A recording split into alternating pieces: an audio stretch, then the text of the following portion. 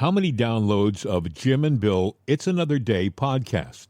Today, the podcast show has fetched 400 million downloads since its start, and an average of 350,000 downloads per episode, about 3.9 million downloads per week.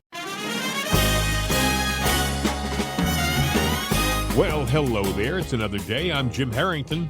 And I am Bill Knight. Glad to see you on board today. How are things going? Life is treating me like a baby treats a diaper. That's a classic line from Cheers. Boy, we have a lot to talk about. You probably heard that Nancy Mace from South Carolina, the representative, was on the Capitol grounds yesterday, and she got assaulted by a pro-trans protester.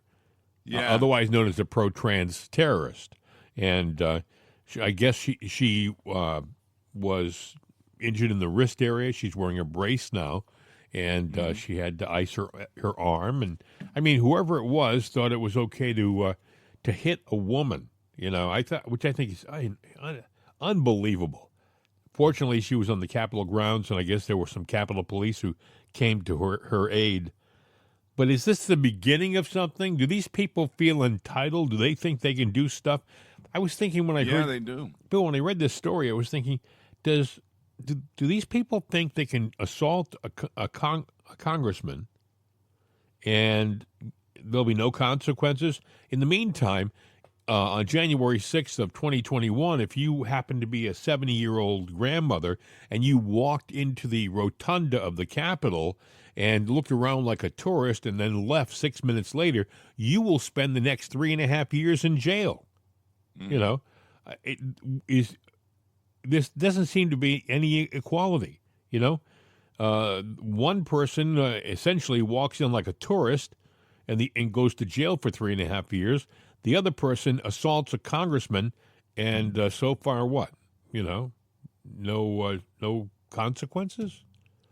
I don't know. No, they think they're above the law, and they think they can get away with things, and yeah, they don't understand that there's a new sheriff in town, yeah, and he takes over in January. But the left is doing everything they can to, upset the apple cart and change everything they can or hold power wherever they can. Yeah, there is a new sheriff in town. I think one guy who is very much aware of that is Adam Schiff.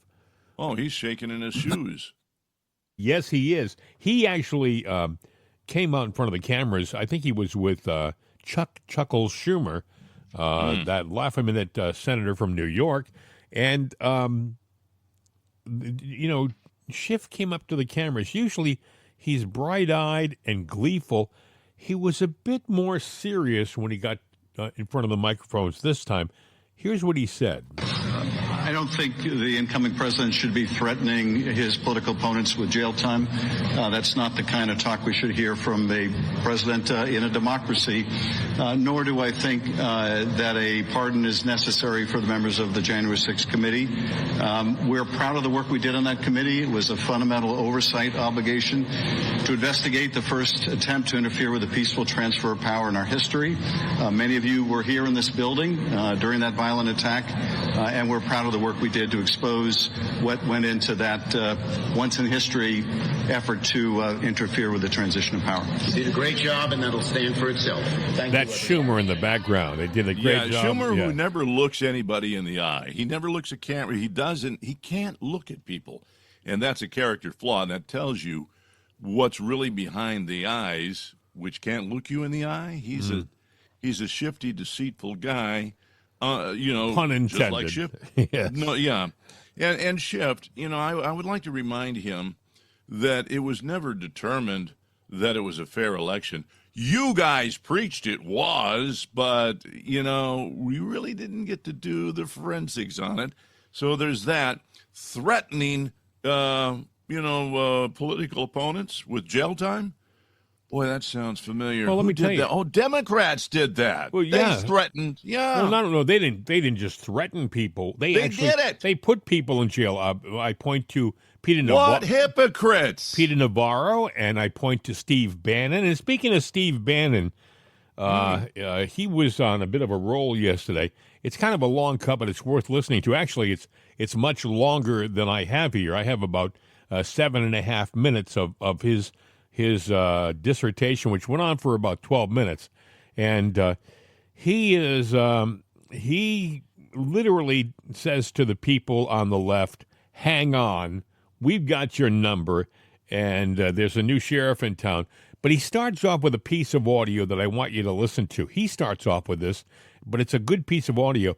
It's when Kirsten Welker is talking with President Trump, and she's trying to get him to commit to conceding the 2020 election. That ain't going to happen. You got to hear what he says. To tell you this, because you've talked about it, it comes at a time when the country is deeply divided. And now you're going to be leading this country for the next 4 years. For the sake of unifying this country, will you concede the 2020 election and turn the page on that chapter? No. No, why would I do that? But let me just tell you, when you say the country is deeply divided, let me have it. I'm not the president. I could play that. I could play that a million times because it's deeply divided. We'd turn the page on that. No, we're never going to turn the page on that. Here's how you're going to turn the page. You're going to fire everybody in this illegitimate regime. On the moment one, everybody, every battlefield commission, every historical society, the Smithsonian, the Kennedy Center, every person that was put in by this illegitimate regime going to be shown the door. Shown the door. And we dare you, if you're listening, we dare you, because we know you are, we dare you to give a blanket preemptive pardon on these criminals. Yep, on Fauci. Yep, on Shifty Schiff. Yep, on Milley. Yep, on Liz. Liz had a big, long thing. Yesterday she came back with President Trump. You know, President Trump said something about that, about J6. No, we're going to pardon all the J6 people who have been in the prisons, and then they can get the civil suits and come after you people personally, which they have to do. And then we're going to go into all the J6 records on the committee. And by the way, it's got to be done. It's got to be adjudicated totally publicly. This has to be like Caesar's wife. It has to be completely 1,000% public. Or it should, kind of like the J6 committee should have been run the first time with a ranking member and a minority council. You get all the information. You particularly get the do cross examinations. But there'll also be, I'm sure, I don't know, I'm not a lawyer, but I'm sure there'll be a couple of three, investigations and see where that gets. Maybe a special counsel, maybe. I think that'd be pretty cool. But hey, that's all decisions guys have got to make. I'm just sitting here in front of a microphone screaming like a madman. But it's either legitimate or illegitimate. Either is or it isn't. It's either one or the other. You're the in or you're not. No, we're not going to turn the page, Christian Walker. No, we're not going to turn the page, NBC. No, Roberts family, we're not going to turn the page. We've already won because we know MSNBC is an anchor around your neck and you're cutting it loose. That's a big victory in and of itself, folks. They got no news operation over there. That thing will sink. Sink. Particularly when Bobby Kennedy comes out and the first thing he does, but we get an executive order signed that none of these big pharma criminals can be putting this propaganda and these commercials on nonstop on MSNBC over and over and over again to prop up and to pay for that evilness that comes out of there. You take the big pharma ads away, it's a test pattern. They can't afford to pay anybody. Can't afford to do it.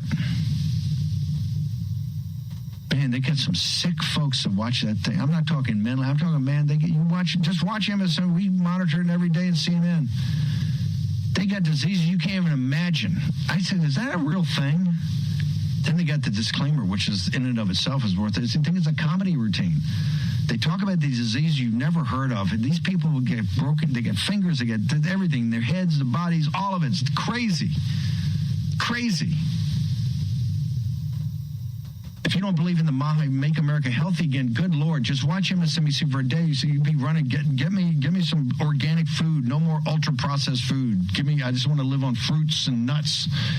I want to be like John the Baptist, put a loincloth on and let me go out in the desert somewhere because this crap is madness, the way these people live. And the solutions from the big pharma who only try to do you good. All of them have to go. All of them. I'm not going to fill them all right away. President Trump and the team down there are trying to get them through. They got a whole group of people. They're vetting people and interviewing people and putting people in slots and getting the landing teams ready. I wouldn't have signed the deal. We made the mistake in 2016. We've actually learned something. I wouldn't have signed the deal.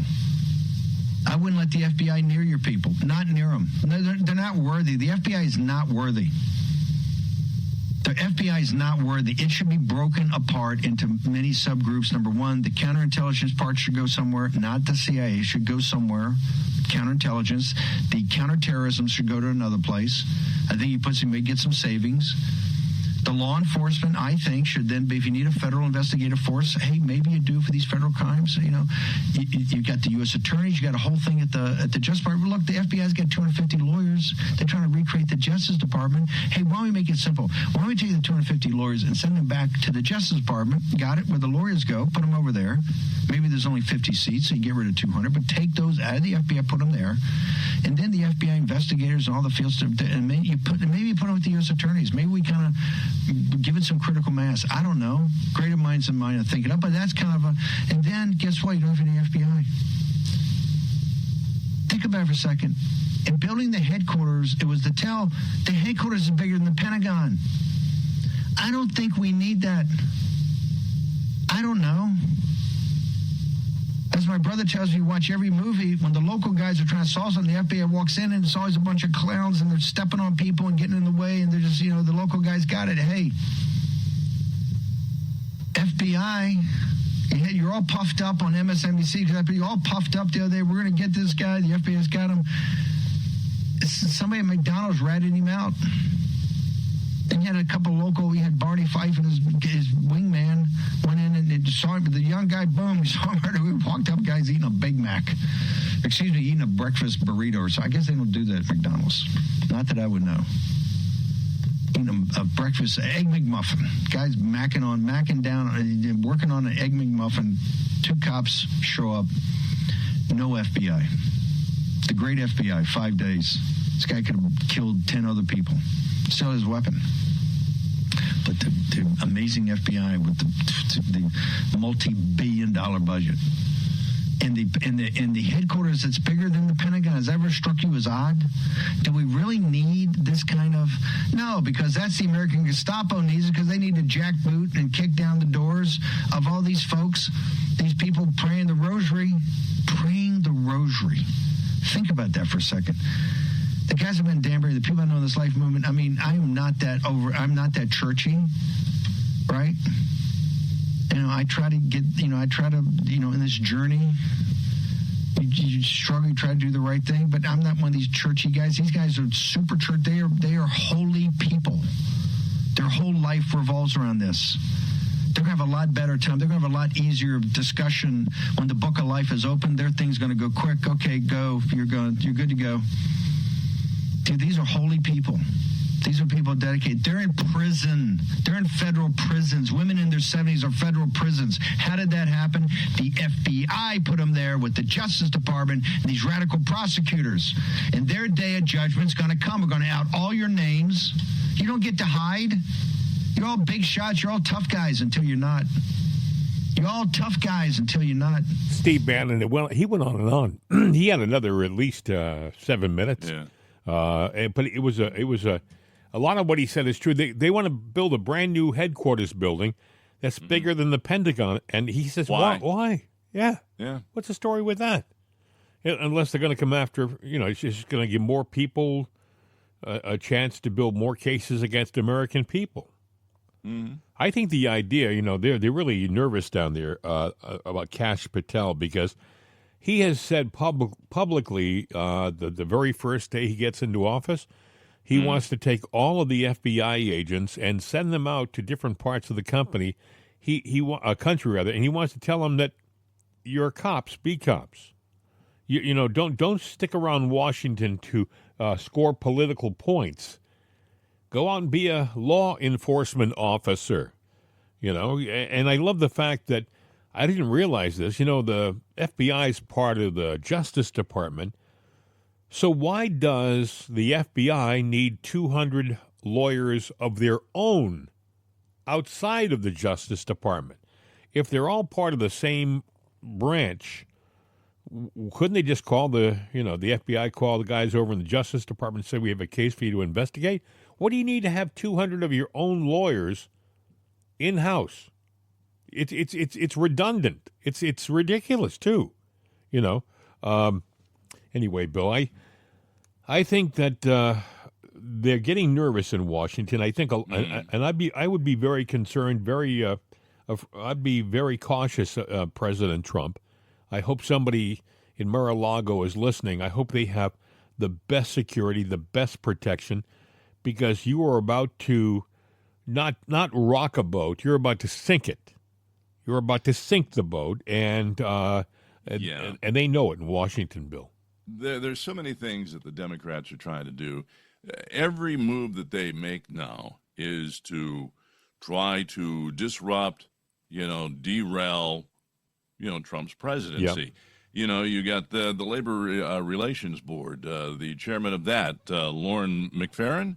Schumer's trying to hold a vote today because her reign comes to an end at the end of this month, which, it should go to Trump to decide who is, or the incoming Senate to say, this is who we want to run it. No, the Democrats, hoping Republicans don't show up and that every Democrat is on board, is going to bring her in for another 2 years, Well, she can sit there and hold up and derail a lot of stuff, and they're corrupt. That department has been corrupt under her watch. That's not a good thing, but Schumer doesn't care as he sits there and speaks to the camera and looks away and looks down, but he can't look at that camera and he can't look you in the eye. And I always mention that, I know that, but I look at body language and I studied that, and I'm sitting there going, if you don't see through the facade of what he really is, you need to take a closer look. He's a evil man. Well, and he needs to be gone. For the old adage, show me your friends and I'll tell you what you are. He's a friend of Adam Schiff. I think Adam Schiff is the consummate evil. But truly, friends, if you see the video of what we just played, the audio of Schiff, when you see the video of him, he's not the bright-eyed, confident Adam Schiff. He looks a little more concerned this time around. There's more of a frown in his expression. Because, look, we know the Democrats don't admit it, but they know he did it too. Like his piece on Trump that he wrote, it was fiction, and it was proven to be fiction. But yet they used it, like they use a lot of things, to try to set Trump up, and, they've impeached him over crap. Yeah. They sat there, the January 6th committee is crap. As a matter of fact, you can go back, and there's enough evidence to say, oh, there was an insurrection, all right, but it wasn't by Trump or the Republicans. It was manufactured by Pelosi and Schumer and Schiff and everyone else behind closed doors just a few days before. Trump offered security there, but Pelosi turned it down. Yeah, and Pelosi said it, by the way. She didn't say it to the general media. She said it to her daughter, who was videotaping the entire day. Yes. And the daughter caught it on videotape. Why they ever released that tape is beyond me, but that tape got released, and you hear Nancy saying it, well, he offered me $20,000 and I turned it down. It's my fault. You better believe it's your fault. But see, the Democrats, they relish the things that they've done that are wrong, and they rally behind it. Yeah. And their little followers out there go, it's not about winning legitimately. It's do whatever you can, whatever undermined thing you can do. It's all about the win. Doesn't matter how you get there. So her releasing that was just to sit there and say, look, I did everything I could, and it didn't work this time. And they're going, yeah, she's doing what we wanted to do. So when you see, you hear these people on the left that are crying and boo-hooing. Yeah. It's not about justice. It's not about democracy. It's a spoiled little brat that didn't get their way. Yeah. And you know what? Don't give them their way. Don't even give in an inch. That's what Bannon was saying. He agrees with you. It's done. You've had your day. You've had your day, and we're coming for you. Yeah, you know, And by the way, kid. I wanted to point this out, Bill. Don't think for one second that Steve Bannon doesn't have the ear of President Trump even now. I know he's not. Oh, he does. He's not officially in his administration, but they're friends. And Steve Bannon was so much a friend that he stood by his executive privilege stance and went to jail for 4 months. And he didn't go to a country club prison like they have in Pennsylvania. No. He went to Danbury Federal Prison, which is not a fun place to be. And he spent 4 months there. And so did Peter Navarro. And both of those guys, they've paid their dues and then some. So You know, they're I guess they call it a suicide jacket, but either way, they sit there. They put a lot of these people, like Epstein. yeah. He was on the suicide watch, the suicide jacket, the whole 9 yards. But somehow he committed suicide. I think Navarro and Bannon were probably in that same club, but there was too much, focus on them that they couldn't pull it off. So they let them do their time. They made Bannon stay some extra days.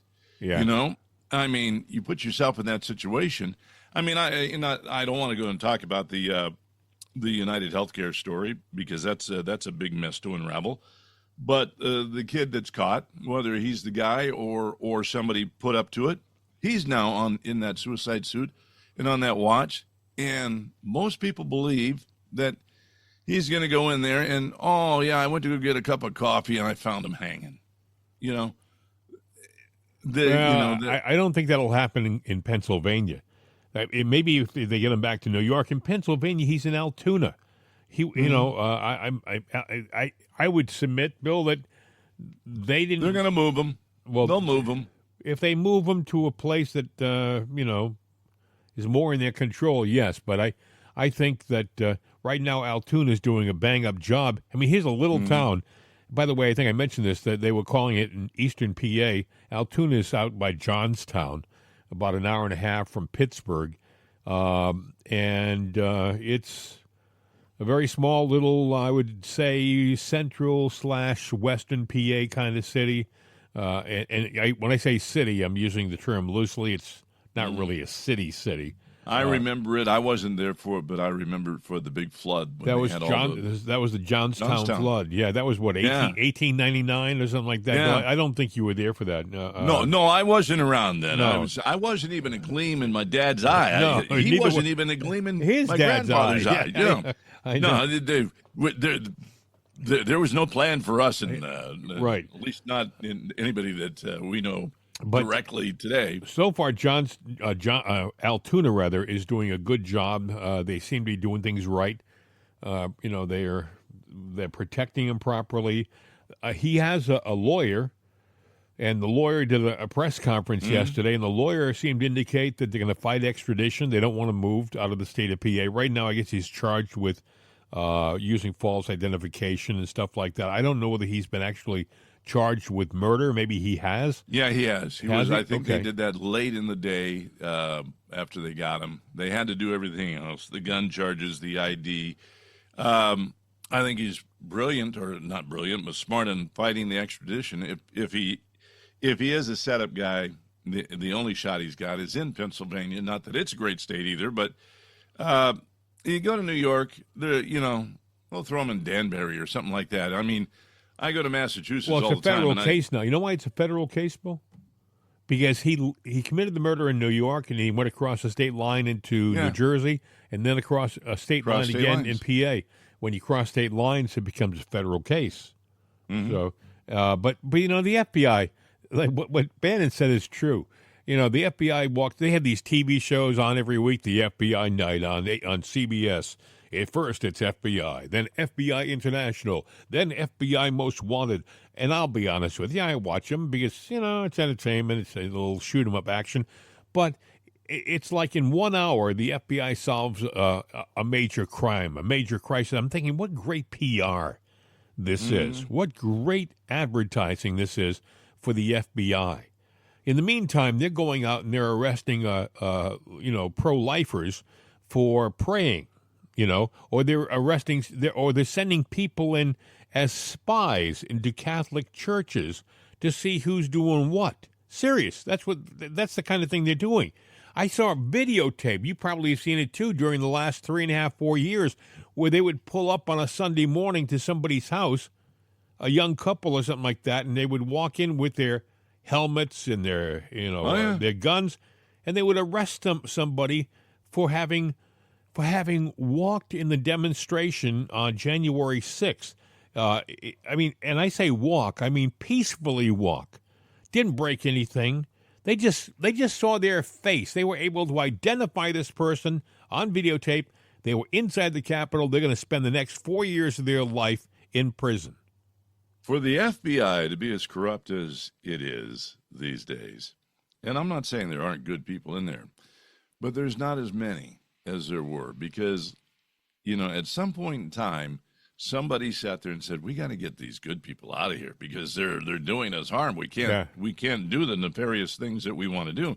And I say that with confidence when I say it because, I had a very good friend that was an FBI agent involved in a lot of different things. I have family in certain that have been in certain parts of things. So I kind of know what I'm talking about when I sit there and say, yeah, you know what? Even in Pittsburgh, when I was programming there, and during the Clinton administration, and there was a lot of things going on. I knew some of the guys at the bureau right there in Pittsburgh, and they were good fellas, but not all of them were, and they knew that. Yeah, and things were turning, and I would just say they've weeded out the good guys. They've retired them, moved them on, or they've stepped down, and you can't do what they do unless people are on the same page. And I think the whole department's got to be gone over with a fine-tooth comb. Yeah, I agree. I wouldn't be surprised if they even do a name change. Because they've damaged that. Oh, yeah, it's got taint all over it. Yeah, it really started with J. Edgar Hoover. I mean, he was using it as his own personal information gathering organization. He had files on every politician in Washington, and when he wanted something, he blackmailed them. I got pictures of you with your girlfriend. Well, your wife would like to see that. That kind of stuff. And there's more honor in a mob than there is in a lot of political circles. Yeah. I mean, we got to get a mole. And well, you know what a mob. You know what a mob is. When a mob comes up into the street, they're waving their banners and they're telling you why they're there. Mm-hmm. Whereas with some of these political operations, they pretend to be something they're not. They try to tell you they're on the side of truth and justice, when in reality, they're trying to stick it to you, Mm-hmm. So we'll just leave it at that. I think, by the way, this is why I'm concerned about Trump's safety, because he's only about 39 days away from being a lot president. Can happen in 39 days, and they are trying to upset the apple cart.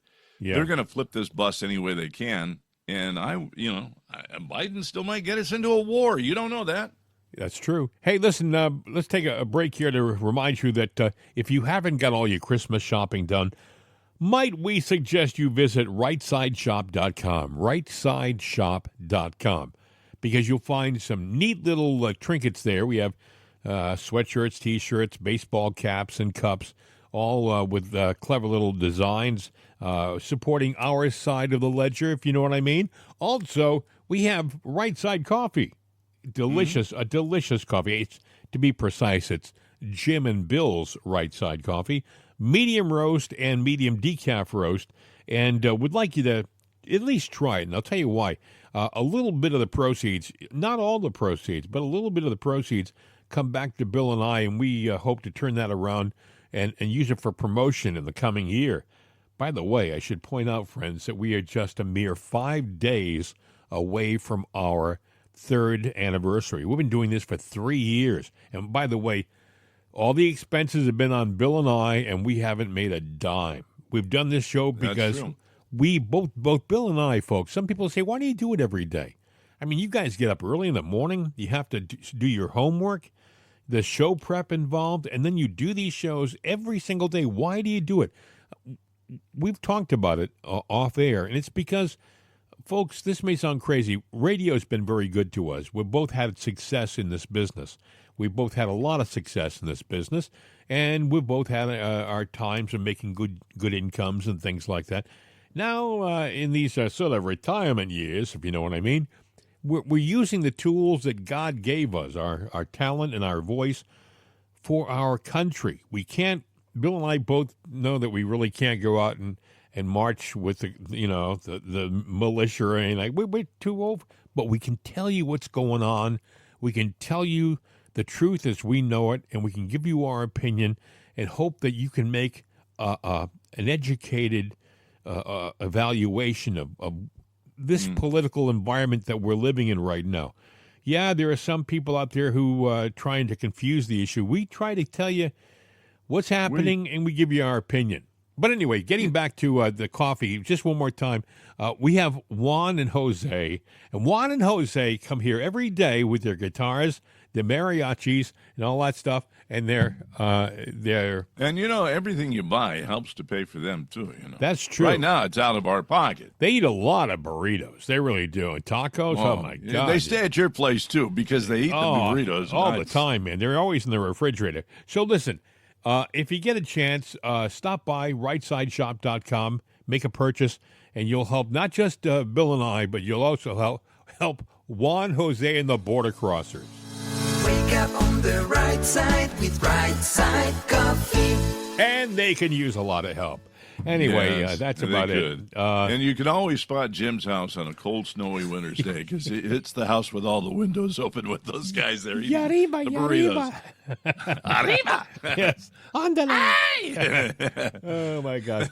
And that's not them saying that. That's Jim going, woo! All those burritos. Anyway, we're going down a rabbit hole here. You see what President Trump has said, that the $450,000 salary for the presidency, he's not taking it. He's not. Yeah. I'm sure Biden did the same thing, right?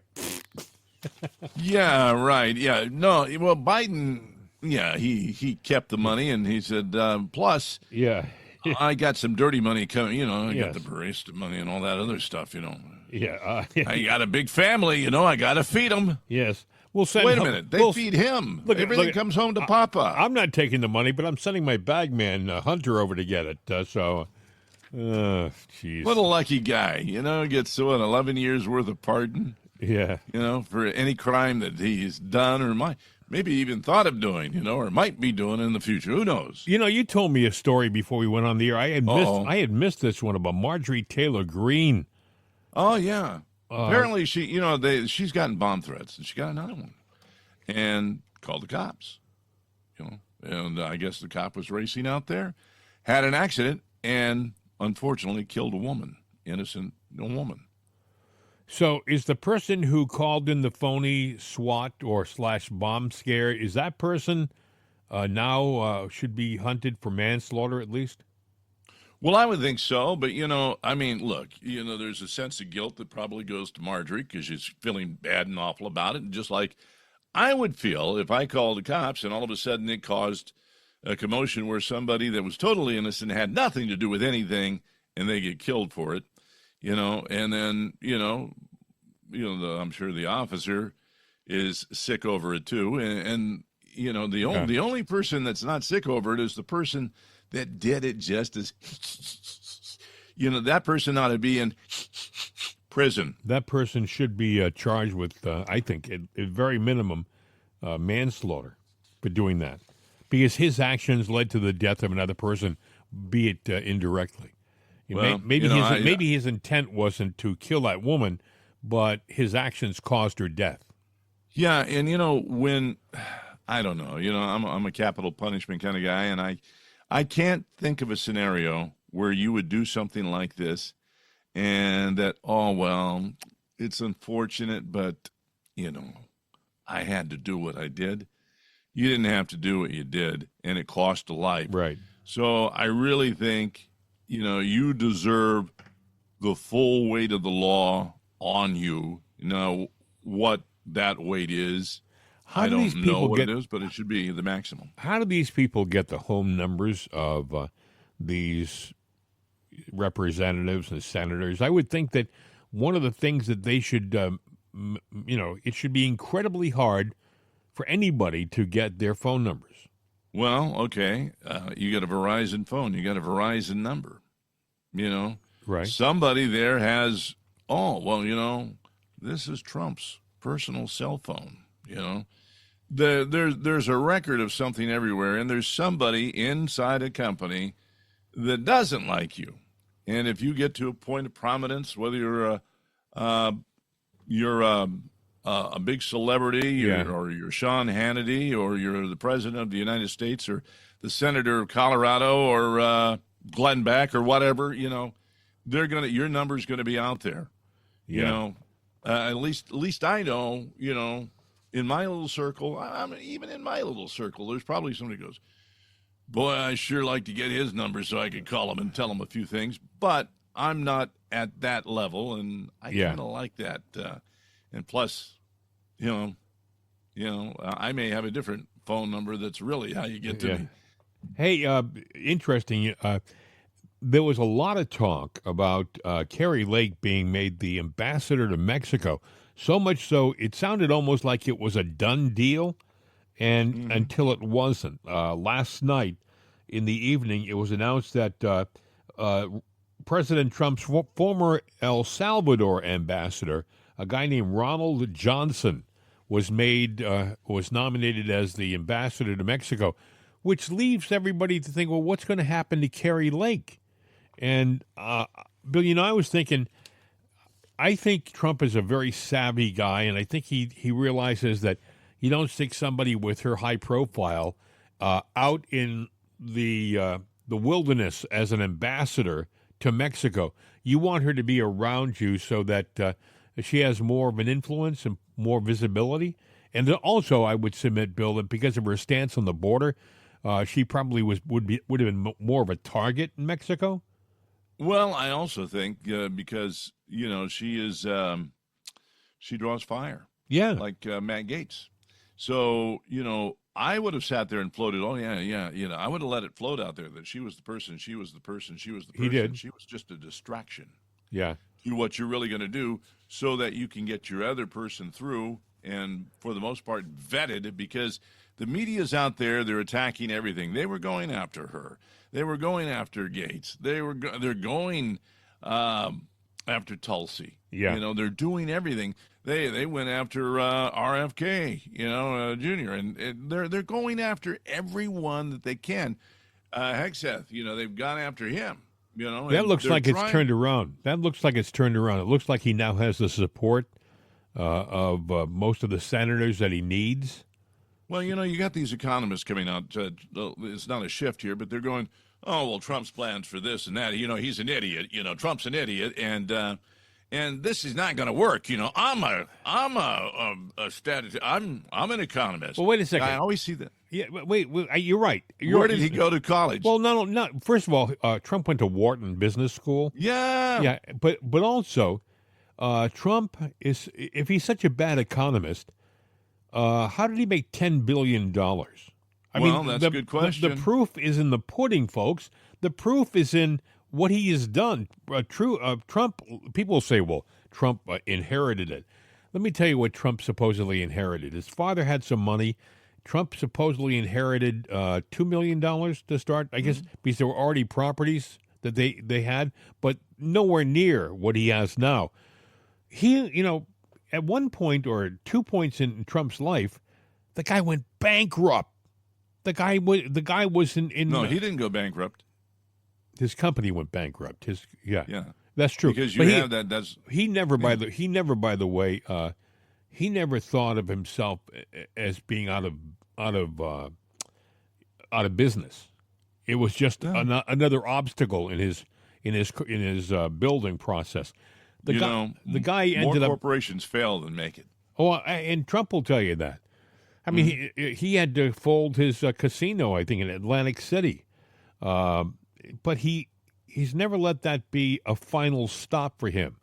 He's always it's just been a speed bump in his business, and he's always been able to rebound, and that's how he and it's the art of the deal, the name of his book, and that's how he's approached politics too.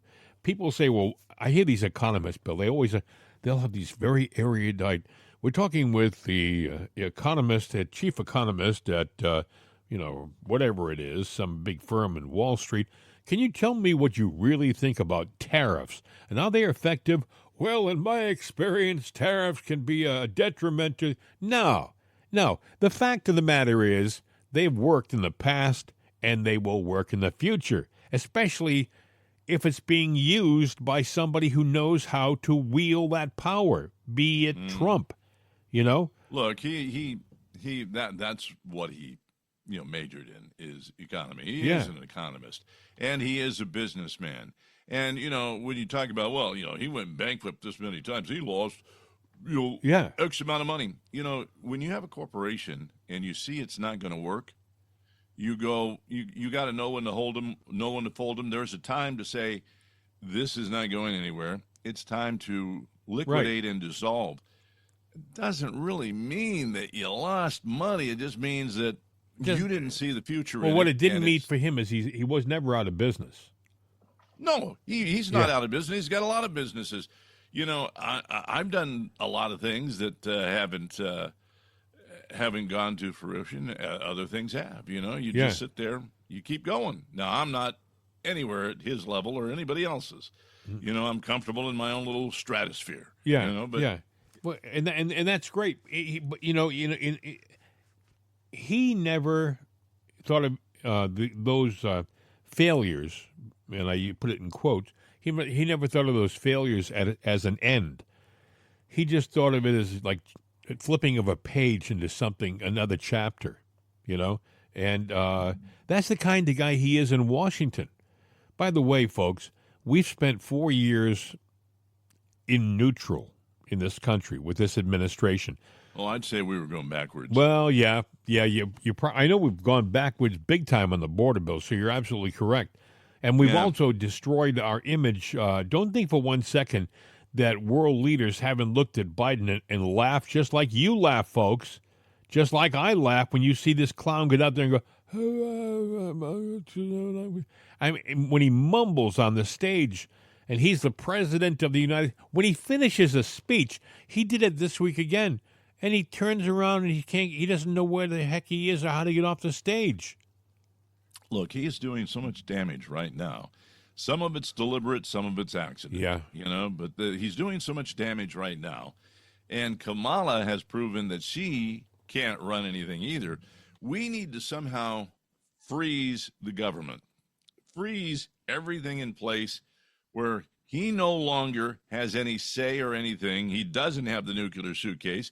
He doesn't have the mouth, the platform anymore. I'd love to do that, Bill, but and not give it to. The problem is, and we talked about this yesterday. Yeah, it would have Kamala, and she is. No, I'm saying you got to take her out too. You can't because she's. Then you would have Mike Johnson as the Speaker of the House would be president. How do you take him? First of all, we haven't got time. We're talking about under 4 weeks. The whole process to impeach them probably would take, I'm longer. not saying impeach them. I'm saying there's got to be a way to sit there and enact something real quick to do it, because in 4 weeks, this guy, and he's going wild with everything now. He has the nuclear suitcase. He's got the nuclear suitcase. He's given away everything he can money-wise. Even Schumer's running around there trying to claim whatever power or whatever thing that they can do. They're trying to spend everything. Yeah. They're trying to trip up everything, set up everything. They're trying to do things for the illegals here to give them some kind of protective wing. And I'm sitting there going, this is getting ridiculous. Yeah. And they don't understand the will of the people. No, this.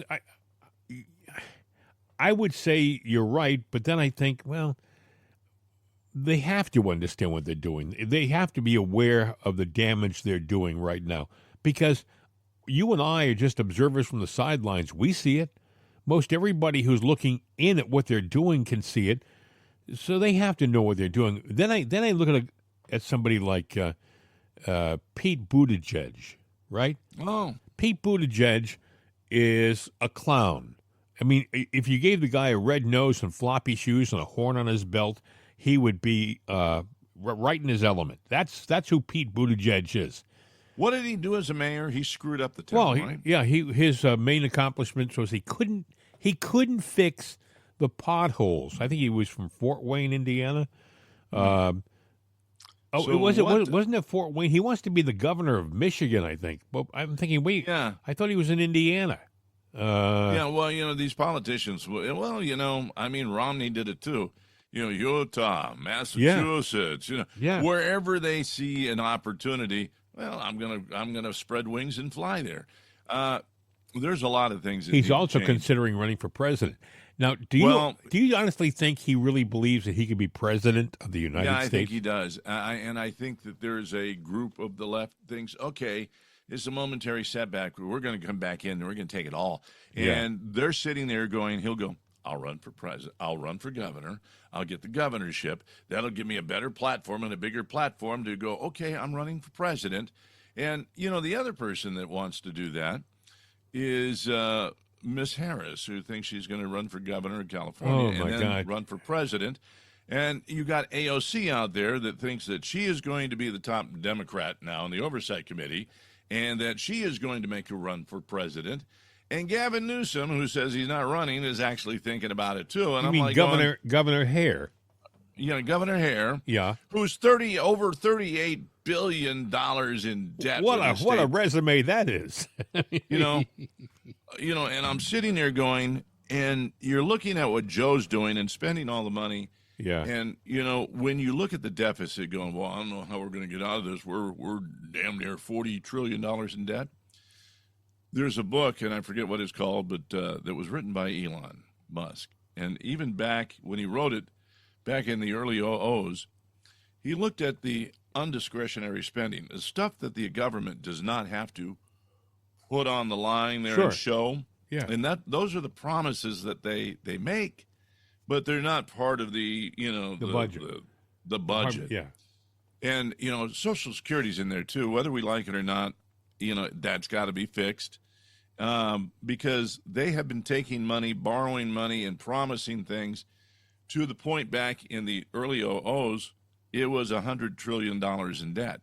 Well, wait a minute, we're only $40 trillion. Oh, this is the unaccounted for money, and that's only in the Social Security. Do you know they've already proven, Bill, that they can fix Social Security? And I'll tell you why I say that. About 35 years ago, when I was a younger man, there was an experiment in Texas, in Brownsville, and they were given the option to their government employees. They said, look, you can take Social Security or you can take this private plan that we put together for Brownsville, and you have your choice, and we'll go from there. Well, the private one that they put together took the money that people would have invested in Social Security and put it into this private insurance, right? Retirement insurance. Yep. They made, at the end of their, by the time they retired, they were getting like, I don't know, 5 times the income a month that people on Social Security were getting. They had made it so that the benefits were far greater in the private sector. Now, people say, with a private organization, it may fold, may go out of business. I think the guarantee was the federal government, meaning if that were to happen, the people wouldn't get screwed. They would be backed up by the federal government. Mm-hmm. And I think somebody, the problem is, I think it was Bill Clinton, or maybe it was Richard Nixon. Somebody decided it's a great idea to go in and use the Social Security fund to fund all their other little private projects. And that's what they do. And, Yes. you know, the next, if I'm not, I don't know my math here, but the next number after trillion is quadrillion. So we are probably in the quadrillions in real physical death. Death. Yeah, it is death. Yeah. Death. Because Yeah. I can't sit there and say, oh, yeah, here's all the documentation to prove it. But I'm basically going on the fact that these unaccounted for, you know, commitments that we make, but we don't have to disclose them. If you sit there and look at the history, we probably are in that area. And if that's the case, you know, and we're on the gold standard and all of that, which I believe in, I'm sitting there going, you know, we might have to sit there and look at something that is infinite, like Bitcoin, because even though it's not physical, it's not tangible. It is, but it, you know what I mean? They've said if they didn't raid, if the government, if these greedy, evil bastards didn't raid Social Security like they promised they never would, and if they just left that alone, it wouldn't be in the problem that it's in right now. It's right. because they've started to use it for other stuff. You know, there was a lot of money in the Social Security fund, and it was just too much of a temptation for those greedy, evil bastards. Pardon my French. Excuse me for the language, but I mean that's what they are. They looked at all that money and thought, well, that I could use a lot to fund this or a lot to fund that. And before you know it, it was overburdened. Yeah, you know, and I go back to stealing money. Yeah, you know, because we have the border situation, and you know, I told you maybe 3 or 4 months ago there was a problem with Medicare and your benefits next year, especially with Social Security, that you depend on all of that for your medical payments and everything, because Kamala and Joe, they didn't borrow money from it, they took money from it. And the insurance company sat there and said, no, we're not paying for those medicines. We're not in 2025 yet. So that chicken hasn't come home to roast, you know, and do what it's. But Bill, you have to understand something. When a politician says they're going to borrow something from one it thing, never comes back. They're stealing it. Yeah. And I'm just saying, you know, with what happened a week ago, and maybe the Kamala Biden thing in the money that has to do with that'll be part of your monthly benefits, and you're going to find out the cost of prescriptions have gone up. You know, maybe there's more to this whole picture than really meets the eye, and this is Usually a big bubble that's going. This is a big bubble that's going to implode. And I think a guy like, and I really mean this, you have Elon Musk, right, who is one of the true geniuses of our time, working side by side with Trump. And I think, and Trump has kind of given him, I think, the flexibility to do the right things. I think he can fix. I heard them do a thumbnail breakdown of how they would clean up, and they were saying, we'll take this, we'll get rid of that, get rid of this. All of the stuff they were getting rid of didn't have a real direct effect on the people. It was all like promises of foreign aid and all this stuff. Take it all away. We might be able to clear up enough debt to where we can sit there and right the boat. Yes. And that's an important thing. Yes. You know, but Bill, here's something that's, did you see what Manchin is, you know, the Democrats have floated this before. Now he's, of course, an independent, but he's going, we need to do term limits on the Supreme Court. Well, that means he's still a Democrat at heart. Of course. He wants to pack that court the other way. But let me go. Let's just take his thought there.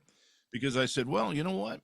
If you're going to put the Supreme Court on the table, then why don't we put congressmen, senators, judges, all elected and appointed positions ought to be given term limits. So in other words, we have a constant change in management so that we keep it flowing and we don't have one party and one group of people lock down the system.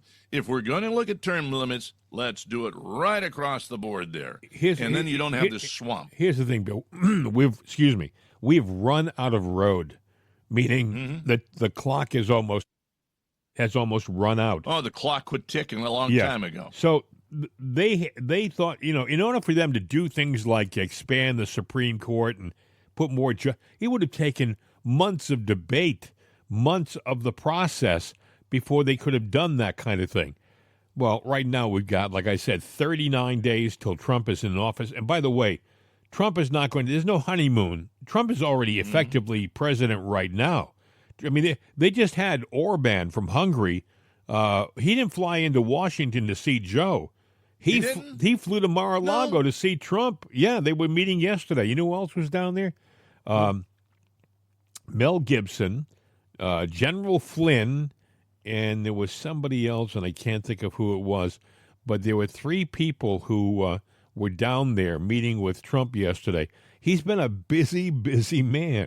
A lot going on. You know what I thought was interesting? When Steve Bannon was talking about MSNBC, he said the whole thing's being propped up by pharmaceutical ads. I was thinking about what we talked about yesterday on the program.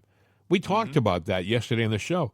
Pharmaceutical companies are essentially owning those networks, not just MSNBC, but I think specifically just about every other commercial on MSNBC was pharmaceutical, and maybe more than that on MSNBC, because they essentially were the life's blood of that network. Now that they're going to make it difficult for these pharmaceutical companies to advertise, I would think the RFK is going to say, look, before you start running these ads for all of these drugs and stuff, you got to have proof. You just can't go out there and make all these promises. What Steve Bannon was saying, there's an ad for something on every minute or so on MSNBC, and there are things he's never heard of before. There are diseases he didn't even know existed. Look, the pharmaceutical industry. There's so much corruption and greed in that industry. Yeah. They rank more corrupt than the insurance companies. And you want to get to the head of the snake. Well, that's where you might find it, is in the pharmaceutical industry. And the thing is, they can sit there and say, "Wow, we found this plant. It's it can grow freely everywhere, and you take the leaves and the tea leaves you can make into tea, and that tea can cure cancer and do this." I'm not saying there is that, but I'm saying there might be everything out there that can be. But there might. Well, look, there are things out there, that cure more than the pharmaceutical chemical compilations. What's the diff then, right? Well, the diff is if you take chemical components that are manufactured by man or converted, and you add these together, that's like taking a bunch of musical notes and writing a musical masterpiece. All of a sudden, that's yours. It's copywritten. These things are patented. And so then they put a value on it. The value might be astronomical, but they put a value on it. They cannot own stuff that was put in here by God in Mother Nature. There are medicines, there are plants that are the basic ingredients of things like aspirin. When I was a younger man, I went on a tour of Plymouth Plantations in Massachusetts, in Plymouth, Massachusetts. Plymouth Plantations was the place that the Pilgrims lived in, right? That's where the Pilgrims came, Plymouth Rock and stuff like that, and Mayflower. Well, in this little village, they've recreated it. They've actually rebuilt it. It looks just like it did in 1619, 1620. They had a pharmacy. You say, well, what? They had a pharmacy, yeah. The pharmacy literally consisted of a guy who he had, I guess his job was to get and stockpile herbs. He'd have eucalyptus leaves and things like that. And, you use this when you have a cold. You chew on this leaf, this eucalyptus leaf. It helps soothe your throat. So what do we do here? We go out and we buy cough drops or whatever, or throat spray that has what? Eucalyptus in it, But all kinds of other chemicals in there. That's true. Those chemicals give them the patent. Yes. And they go, oh, yeah, it's got eucalyptus in there. But, if you don't need it, why are you using it unless that is the real active ingredient? That's true. That's very, very true. The point I'm trying to make is that, like Bill said, a lot of the stuff that grows is all we really would ever need. I look at the Amazon jungle, right? How many how many remedies are growing in that jungle that we don't even know about? I mean, it's a massive jungle of strange plants and all these different things. I would be willing to bet there's probably some cures growing there that we won't find out for decades. Just my thoughts. There's stuff for everything. So hey, we were talking about nominations a little while ago. I thought this was an interesting one.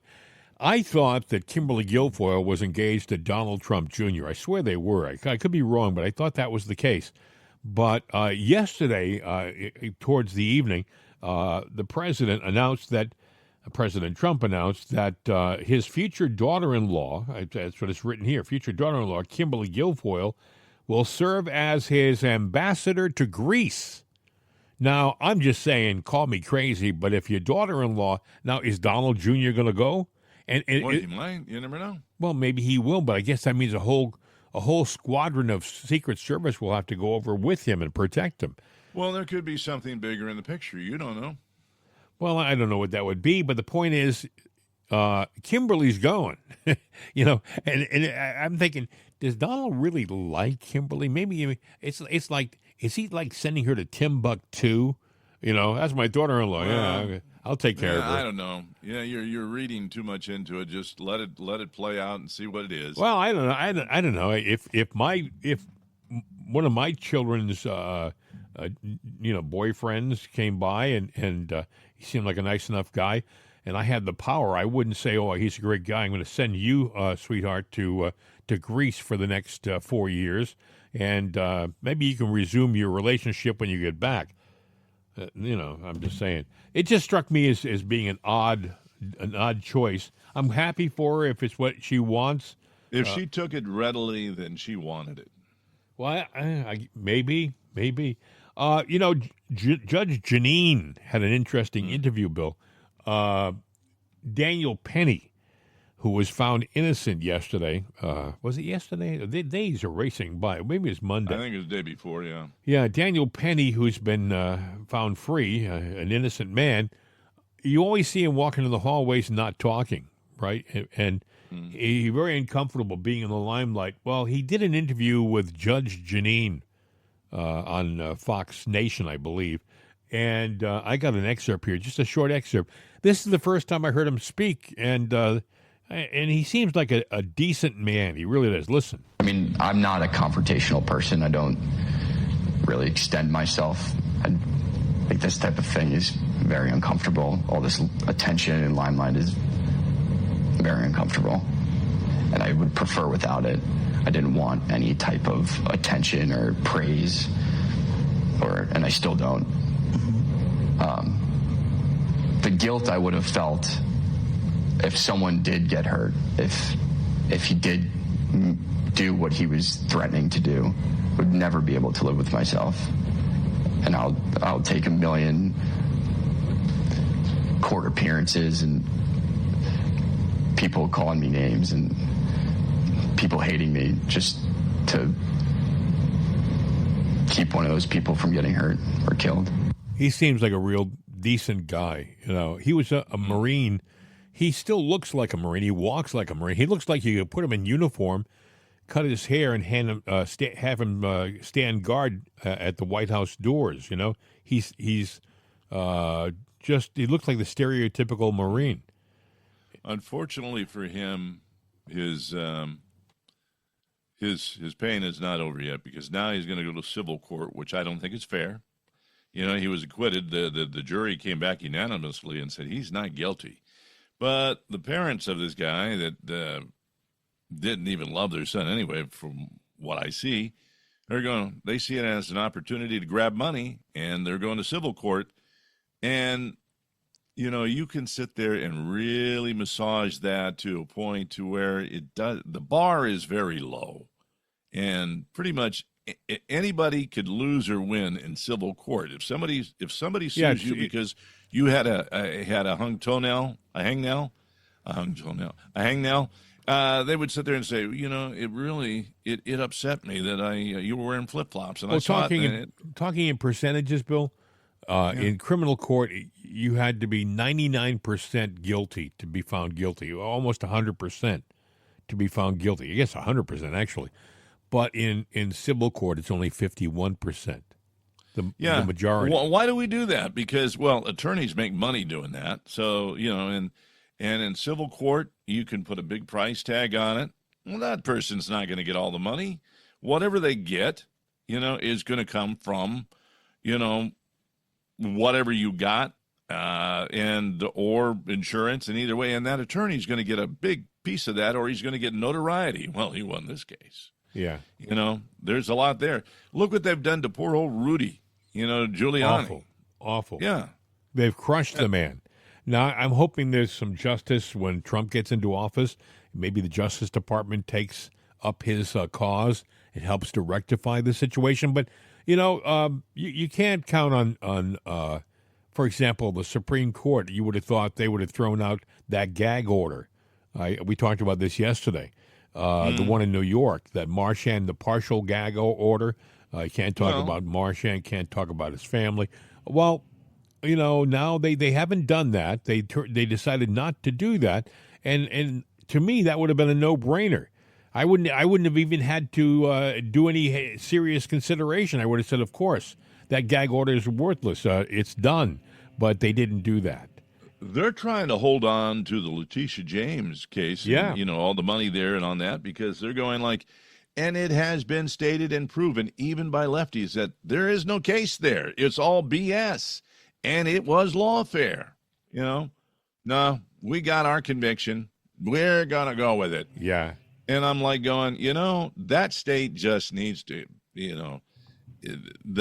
Speaking of lawfare, Bill, Fannie Willis had a setback yesterday. Oh, yeah. Yeah, down in Atlanta. Too bad. Yeah, let me, Tom Fenton from Judicial Watch kind of explains it. Listen.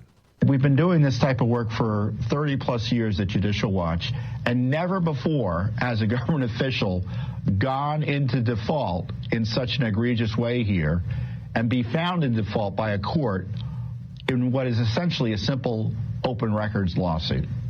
Mm-hmm. And it kind of shows you where Fannie Willis's competencies are or where her corruption is, right? Yeah, what happened was the Fulton County Superior Court found District Attorney Fannie Willis in default for refusing to hand over documents in an open records lawsuit. Fulton County District Attorney Fannie Willis refused to answer a public records lawsuit brought on by Judicial Watch, seeking records of her communications with special counsel Jack Smith. See, so they were in communication. There was stuff going back and forth on how to cripple, if not crush, President Trump. It was behind the scenes corruption, and Judicial Watch said, "Wait a second, we believe in bringing stuff to the light. We want those records." And the court said, "You know what?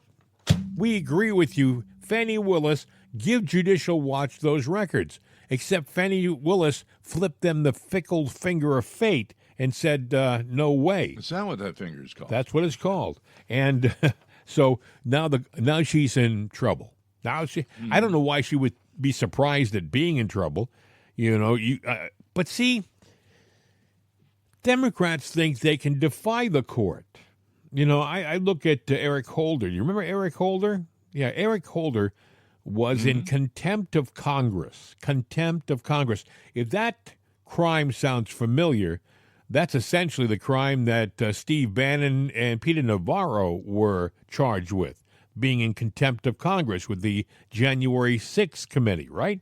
So they ended up going to jail for 4 years. How many months did Eric Holder spend in jail for defying the Congress? Oh, wait a second. Nothing. Eric Holder didn't go anywhere. He went to dinner with Bill Clinton because he called himself Bill Clinton's wingman. You remember that? So there are different rules for different people. I don't know whether Steve Bannon and Peter Navarro will ever be, made, whole. I would, if I were President Trump, I would immediately pardon Steve Bannon and Peter Navarro instantly, very first day. You got a pardon. That's wiped off your record. That's a clean sweep. As if it didn't happen. Not that they they won't get the time back. They spent the time in prison. They got up every morning at 7 o'clock and made their bed and stood for inspection, and then went in line and walked with the prisoners to the cafeteria and had to be quiet if they were told to be quiet. And then they had to walk in line again back to their cells and stand in the cells and stand at the door until they closed all the doors, and then they could sit down and read a book or whatever and sit idly by, hoping that the day would pass and they could get to sleep. I mean, what a crappy thing jail is.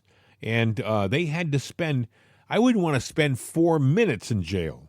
These guys spent 4 months in jail. Yet nobody makes a big deal out of it. It was only a Republican. It was only a conservative. It was only somebody who believed in making America great again.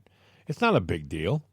In the meantime, we got people all over the place. Adam Schiff. And we have Adam Schiff, like we played at the top of the show, coming out and saying, well, I don't think President Trump should be able to put anybody in jail, putting any of his political opponents in jail. Wait a second, Adam.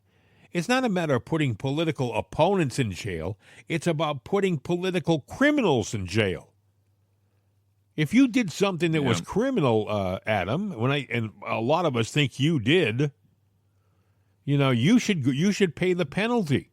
And I think the difference between Trump's first term and this term is it's no more Mr. Nice Guy. President Trump in the first term tried to reach across the aisle at every opportunity, and he cut them slack. I'll never forget when people were suggesting they lock up Hillary Clinton. He said he didn't think it would serve any purpose for the country to lock up a former first lady. He was not thinking about Hillary.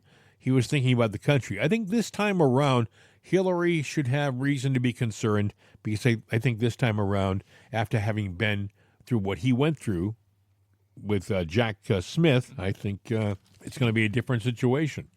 So anyway, I want to remind you that you can wake up on the right side every single day with a cup of right side coffee, medium roast or medium decaf roast. A delicious cup of coffee, the only way to start your day. You're saying, well, I'd like to, Jim, but I don't know what the heck to buy this stuff.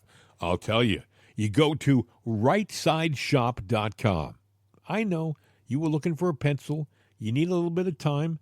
While you're getting that pencil, let me tell you that there's also a right side cup. Very cool, nice emblem on it. Beautiful cup to drink your coffee out of, and everyone will look at it and go, where do I get that cup?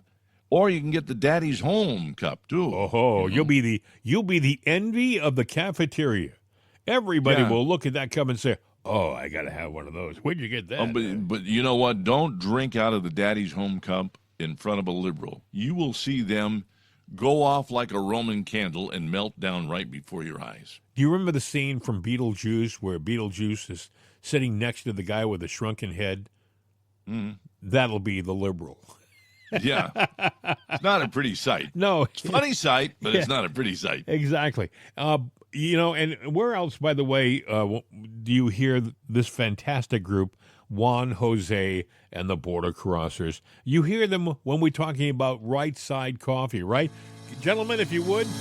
Wake up on the right side with Right Side Coffee. Oh, they're always good. They always sound the same, too. You notice that?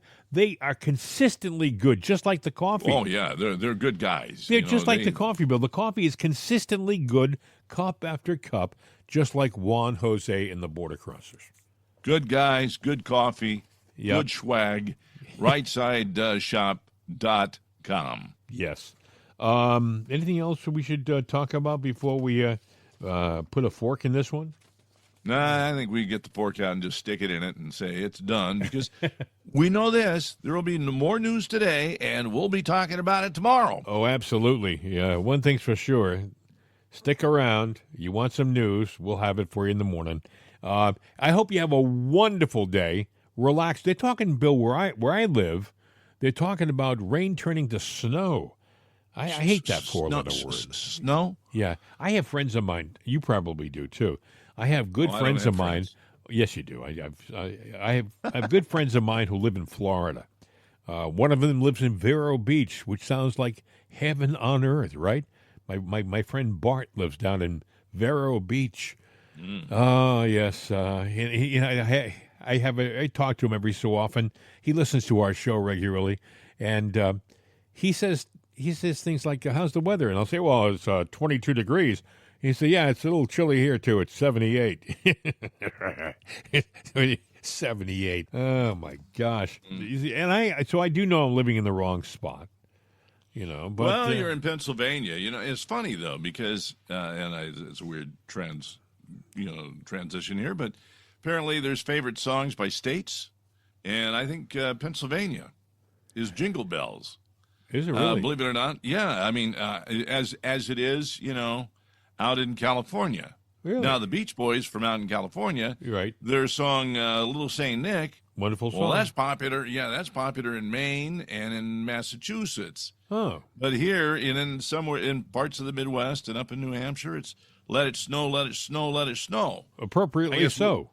Yeah, I guess so. Really, Yeah.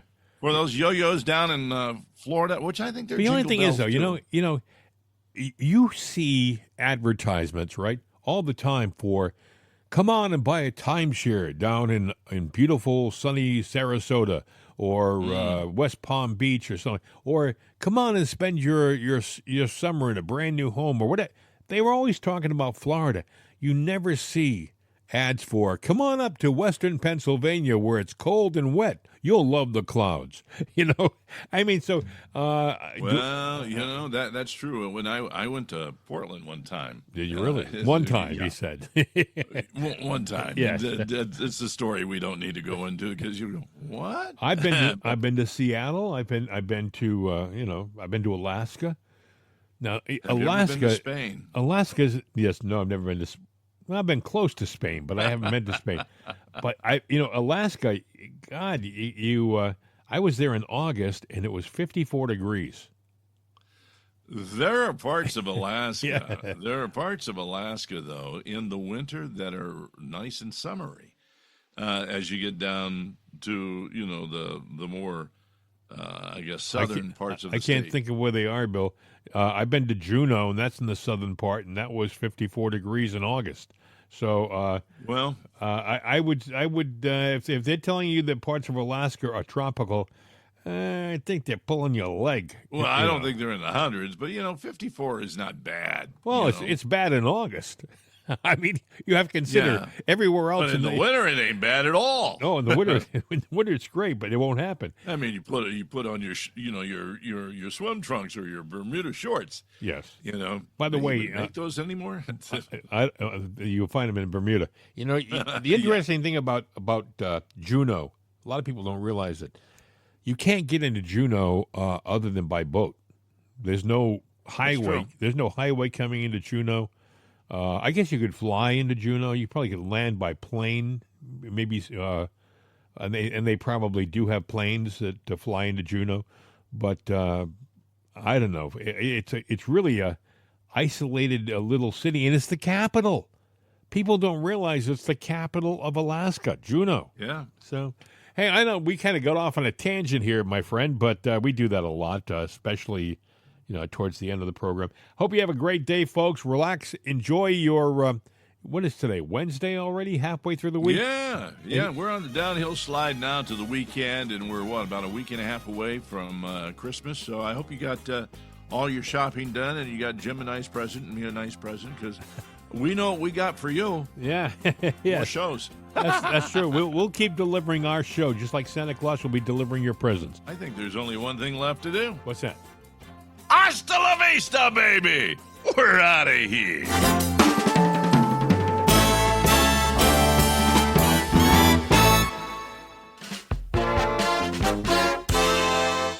This is CRN America.